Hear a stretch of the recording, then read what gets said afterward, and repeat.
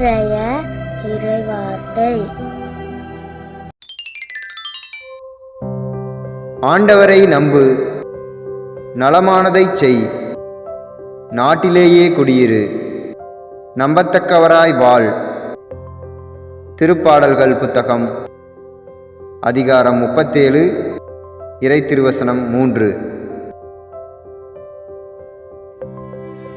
ஆண்டவரை நம்பு, நலமானதைச் செய், நாட்டிலேயே குடியிரு, நம்பத்தக்கவராய் வாழ். திருப்பாடல்கள் புத்தகம் அதிகாரம் 37 இறை திருவசனம் 3.